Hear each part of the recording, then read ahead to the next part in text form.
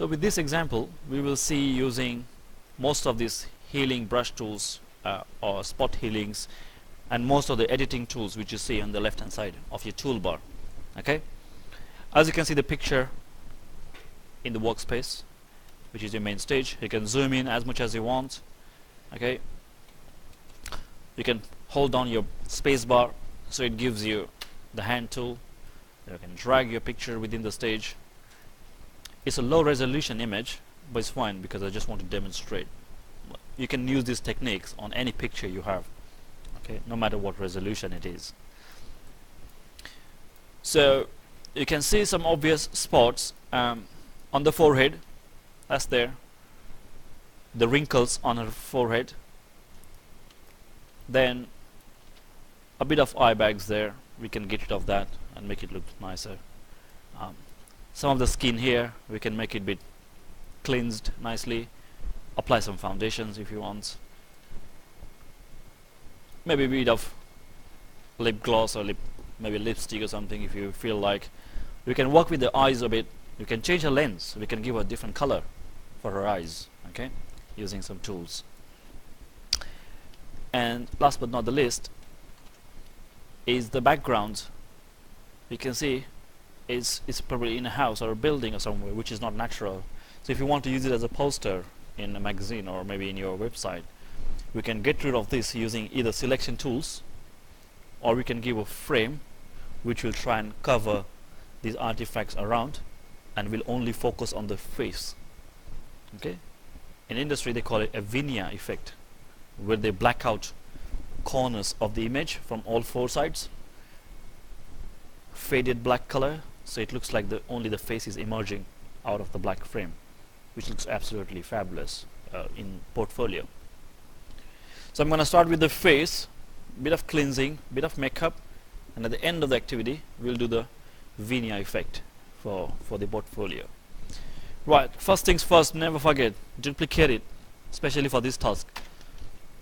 As many steps you are doing, make sure you have a duplicate layer, because otherwise it's difficult for you to go backwards so many steps. Now with that stage, layer 1, I'm going to cleanse the face. Now here, either you can use spot healing for little spots like that, so I can just go to the healing and pick the spot healing tool. You can see the size of the spot, and if you want to play around, we have lots of options for your spot healing at the top. We can do proximity match, we can create textures. Normally proximity match is a good option because it will try and select the skin around your spot, okay? But you can right click and control the diameter of your spot healing. You can control the hardness, okay? Spacings there as well, which controls the pixels around. But normally hardness and diameter will give you good color, good effects. So if I just click on the spot, there you go, it's gone. So most of the problems in her face we can rectify using spot healing, just like that. You can zoom in as much as you want. If it rectifies, just step backward. That's too much. There you go. There you go.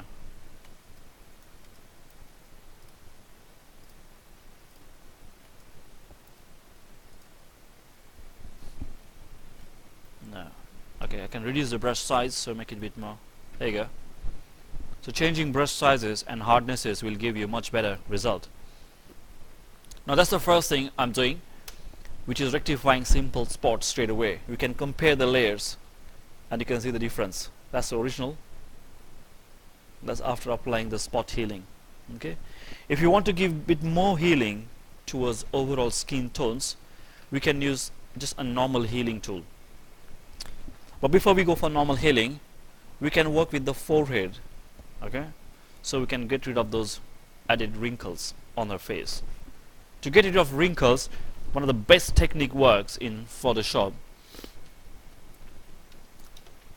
is under the same tools, which is healing tools. Just above the red eye, there is a patch tool.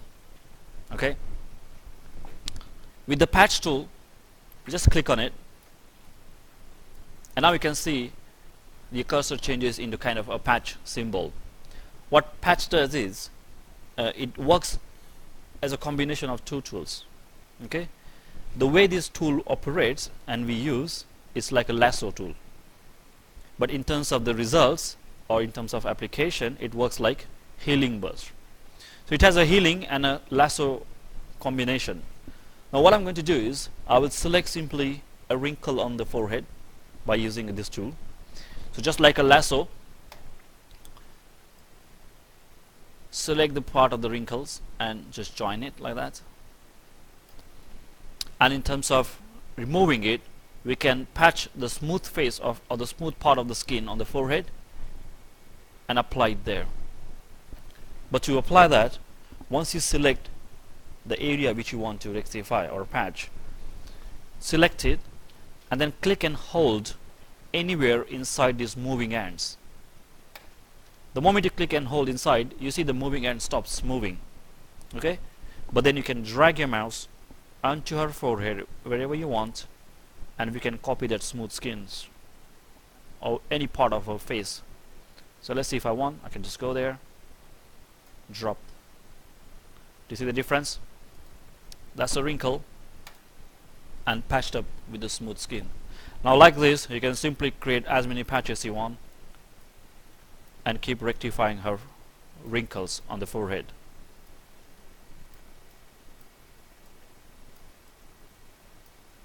Okay, there you go. If I just deselect, that's what patching does. If you want, you can move on to the dark circles, the eye bags. We can simply select using the patch tool.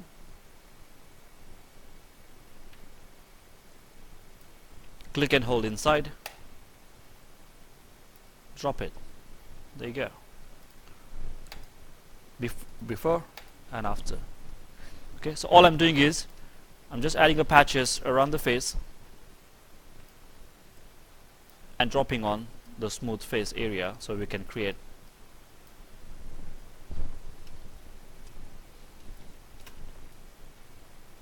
like that.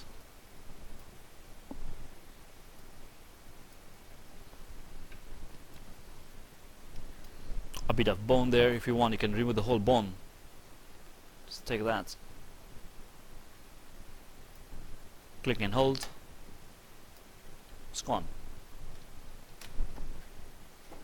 There you go.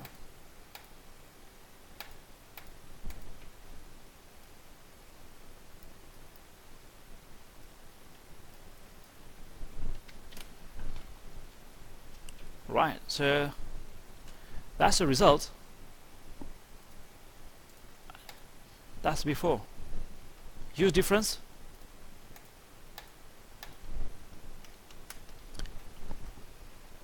Simple tools. We just use spot healing and the patch to give a bit of smooth structure to your face.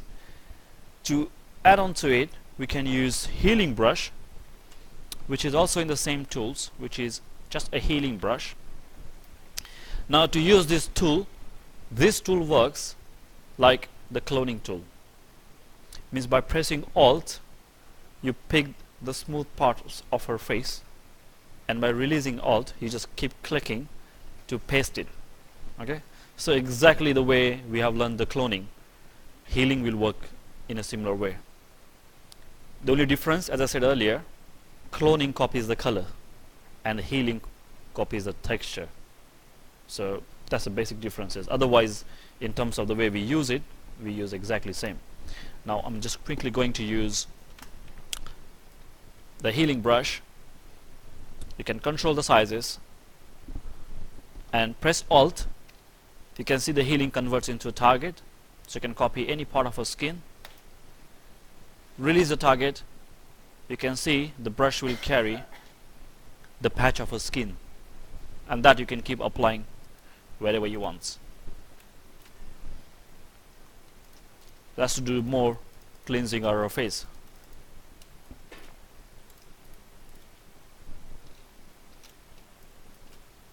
Don't do too bad, otherwise she will lose the texture of her face, so we have to be a bit lenient. I'm just covering some parts of her eyes which we messed up with the patch.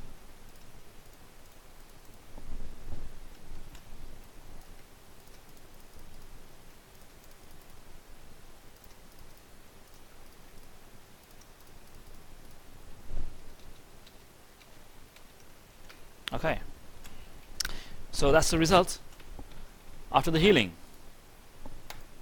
There you go, that's before.